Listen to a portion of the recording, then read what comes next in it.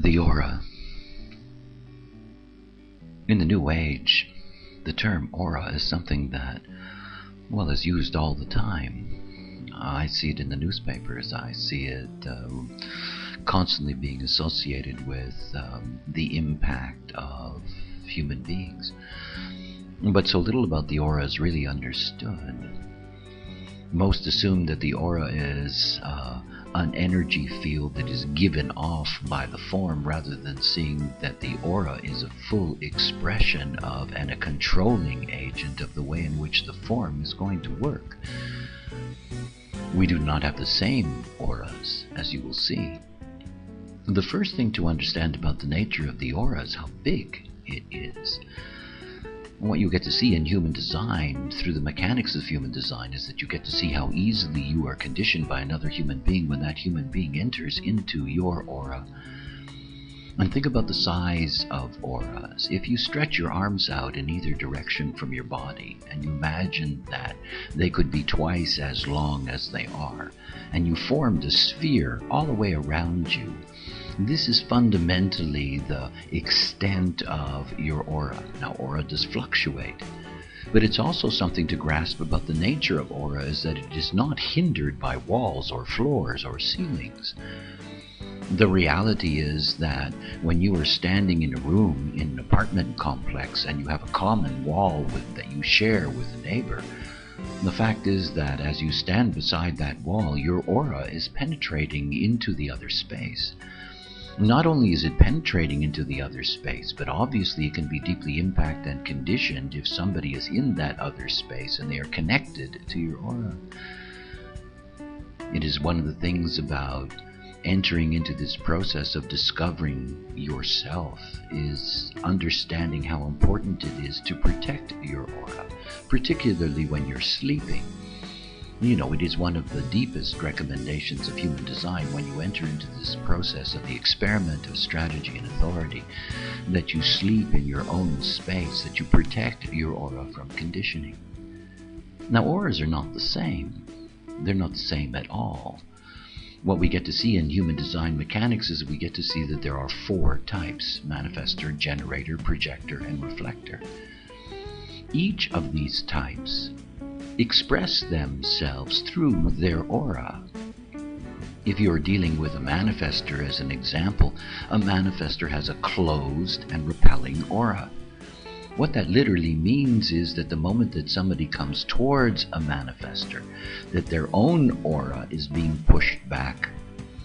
It is one of the reasons that life can be rather difficult for manifestors, particularly manifestor mothers dealing with young children. The reality is that the closed aura is something that can result in, a reaction from others that really is not accurate. The inability to be able to approach the manifestor doesn't mean that the manifestor is unapproachable, but it is expressed in the aura, and you cannot change that. You can become aware of it as a manifestor. And in becoming aware of it, you can take so much of the burden of your social dynamic off of your shoulders. If you're a generator, you have an open and enveloping aura. This is the most powerful aura that we have. The generator aura, generators are the key to life on this planet. They literally generate the life force of the planet.